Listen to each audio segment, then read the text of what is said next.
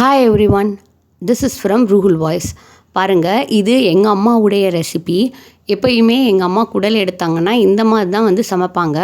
அப்போ அது ஜூஸியாகவும் இருக்கும், அதே நேரத்தில் ரொம்ப ருசியாகவும் இருக்கும். இந்த குழம்ப வெள்ளை சாதத்தில் போட்டு சாப்பிட கொஞ்சம் லிக்விடாகவும், இதே ரசம் கூட தொட்டுக்கைக்கினாக்கா கொஞ்சம் கெட்டியாகவும் இதே ரெசிப்பியை செய்வாங்க.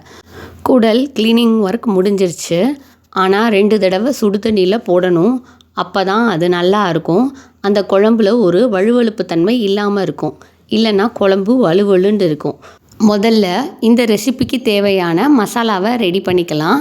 பாருங்கள், ஒரு 3 டேபிள் ஸ்பூன் அளவுக்கு எண்ணெயை போட்டு நல்லா சூடு பண்ணணும். கடலெண்ணெய்னா ஸ்மெல் போகிற அளவுக்கு சூடு பண்ணி அதில் ஒரு 2 வெங்காயத்தை கொரண்டு அடித்து நல்லா வதக்கணும். இது கிட்டத்தட்ட ஒரு 5 நிமிஷத்துக்கு மேலே ஆயிரும். அதுக்கப்புறமேட்டுக்கு ஒரு 3 தக்காளி பெரிய சைஸில் நல்லா வெட்டி போட்டுக்குங்க. பெரிய தக்காளியாகவே போடுங்க. நான் இங்கே 1.5 குடல் எடுத்திருக்கேன். குடலும் கொஞ்சம் பெருசு. ஏன்னா ஒரு குடலுங்கிறது பத்தாது, சமைச்ச பிறகு ரொம்ப சின்னதாக போயிடும். ஸோ நான் 2 குடலை எடுத்துகிட்டு வந்தேன். 2 குடல் 500 சொல்லி தந்தாங்க. ஒரு குடல் 300 சொன்னாங்க. நான் விலை பேசி நல்லதாக ஃப்ரெஷ்ஷாக இருந்ததுனால நான் வாங்கிட்டு வந்தாச்சு. பாருங்கள், ஒரு 3 பச்சை மிளகா போடணும். இங்கே 1.5 குடல் கொஞ்சம் பெரிய அளவில் சமைக்கிறதுனால நான் 2 டேபிள் ஸ்பூன் அளவுக்கு நான் எடுத்திருக்கேன். பாருங்கள், 2 டேபிள் ஸ்பூன் அளவுக்கு ஃபுல்லாக மிளகாத்தூளை எடுத்துக்கோங்க. குழம்பு கொஞ்சம் காட்டமாக இருந்தால் தான் நல்லாயிருக்கும். தக்காளியும் பாருங்கள், 2 தக்காளி போட்டாலும் சரி. இங்கே தக்காளியில் புளிப்பு இல்லை, நான் அதனால் 3 தக்காளி எடுத்தேன். அப்படி இல்லைன்னா நீங்கள் 2 தக்காளியே போடுங்க. மிளகாத்தூள் 1 டீஸ்பூன் எடுத்திங்கன்னா அதுக்கு 3/4 டீஸ்பூன் மல்லித்தூளுங்கிறது தான் கணக்கு. அந்த மாதிரி 2 டீஸ்பூன் அளவுக்கு நான் மல்லித்தூளை போட்டுக்கிட்டேன். பாருங்கள், நல்லா ஃபஸ்ட்டு ஏன் மிளகாத்தூள் போடுறோன்னா அப்போ தான் அந்த எண்ணெயில் போயிட்டு அந்த மிளகாத்தூள் உட்காந்து குழம்புல ஒரு கலர் கொடுக்கும். கலர் இங்கே நம்மளுடைய மோட்டிவ் இல்லை, இங்கே நம்ம ஃபோட்டோகிராஃபி பண்ணலை. பார்க்க எப்பயுமே நல்லா இருக்கிற மாதிரி சமைச்சா தான் சாப்பிட்ணுன்ட்டு எண்ணெய் வரும். ஒரு 1/4 டீஸ்பூன் அளவுக்கு தான் மஞ்சத்தூள் போடுறேன். ஏன் அப்படின்னாக்கா, நம்ம குடல் வேக வைக்கிற போதும் மஞ்சத்தூள் போடுவோம். அப்புறம் நான் 1/4 டீஸ்பூனுக்கும் கம்மியான அளவில் கரம் மசாலா போட்டிருக்கேன். இதுக்கு கரம் மசாலா போடணும். இதே நீங்கள் குடல் வேகிற போது கரம் மசாலா போட்டுட்டிங்கன்னா குடலெல்லாம் கருப்பு துண்டுகளாக மாறிடும்.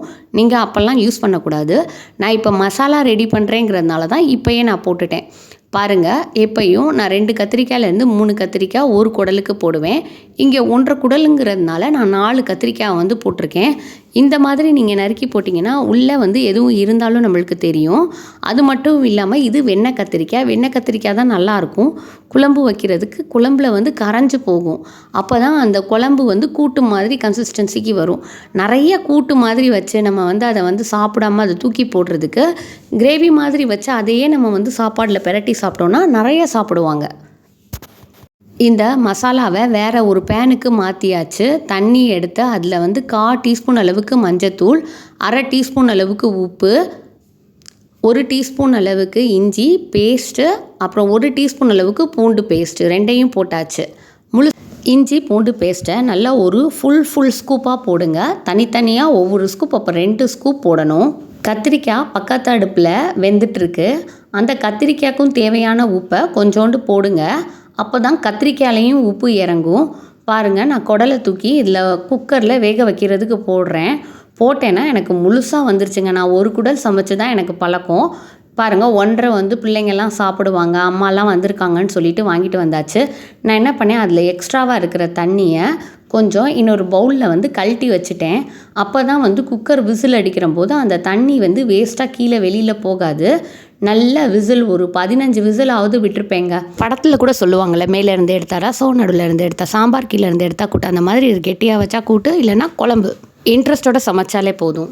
இப்போ நான் சமைச்சு வச்சுருந்தேன் இல்லையா பக்கத்தில் மசாலா, அந்த கத்திரிக்காய் மசாலாவையும் தூக்கி இந்த குடல் குழம்புலையே போட்டு தேங்காய் அரைச்சி வச்சது ஒரு 1/2 மூடி அளவுக்கு தேங்காய். ஏன்னா 1.5 குடல் இல்லையா, அப்போ தேங்காய் கொள்ளும். தேங்காய் போட்டால் தான் குழம்பும் காணும். அதுக்கப்புறமேட்டுக்கு தேவையான அளவுக்கு உப்பு, மிளகாத்தூளை எல்லாம் செக் பண்ணியாச்சு. முழு கைப்பிடி அளவுக்கு கொத்தமல்லியை நறுக்கி போட்டுருங்க.